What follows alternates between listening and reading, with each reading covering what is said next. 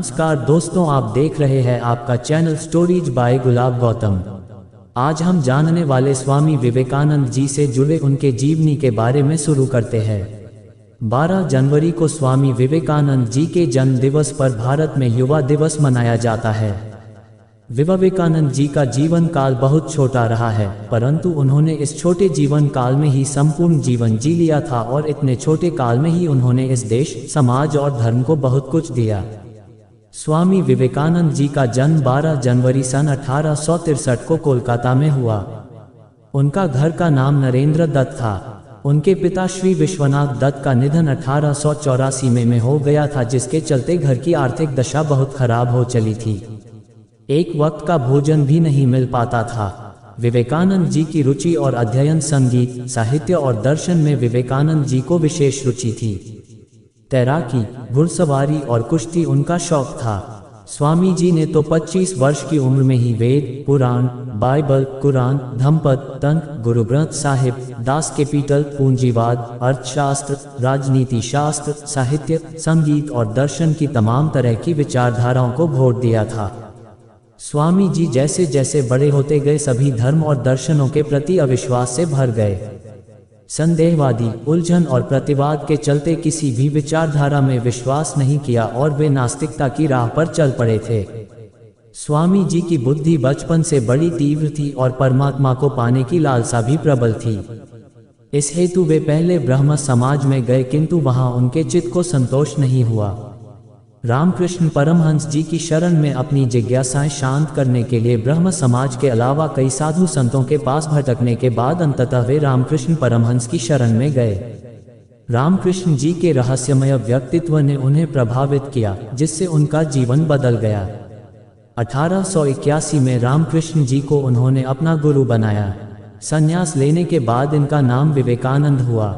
रामकृष्ण परमहंस जी की प्रशंसा सुनकर स्वामी जी उनके पास पहले तो तर्क करने के विचार से ही गए थे, किंतु परमहंस जी ने देखते ही पहचान लिया कि ये तो वही शिष्य है जिसका उन्हें कई दिनों से इंतजार है।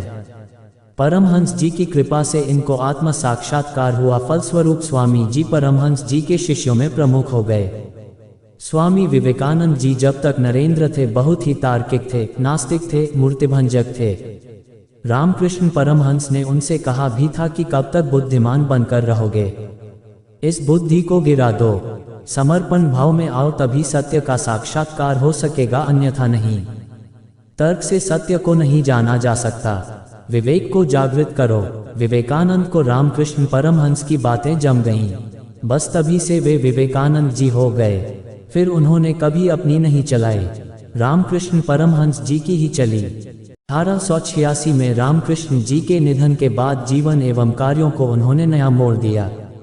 25 वर्ष की अवस्था में उन्होंने गेरुआ वस्त्र पहन लिया। तत्पश्चात उन्होंने पैदल ही पूरे भारतवर्ष की यात्रा की।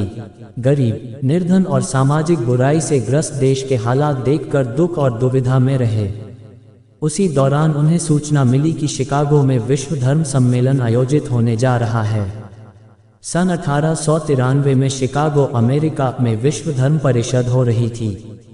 स्वामी विवेकानंद जी उसमें भारत के प्रतिनिधि के रूप से पहुंचे। यूरोप, अमेरिका के लोग उस समय पराधीन भारतवासियों को बहुत हीन दृष्टि से देखते थे। वहां लोगों ने बहुत प्रयत्न किया कि स्वामी विवेकानंद जी को सर्वधर्म परिषद में बोलने का समय ही न मिले। एक अमेरिकन प्रोफेसर के प्रयास से उन्हें थोड़ा समय मिला। विश्व धर्म सम्मेलन, पार्लियामेंट ऑफ रिलीजन्स में अपने भाषण की शुरुआत उन्होंने बहनों और भाइयों कहकर की।